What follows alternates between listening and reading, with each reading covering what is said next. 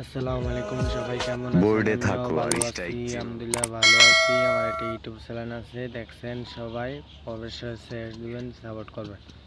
একটা ভিডিও আছে, দেখেন ভিডিওটা ভালো লাগে অবশ্যই লাইক দিবেন, শেয়ার দিবেন। একটা আমার নানি বাড়ি এদিকে, নানি বাড়ি কোনো সময় আসি না, এই যে আমার নানি বাড়ি ঘর দেওয়া যায়।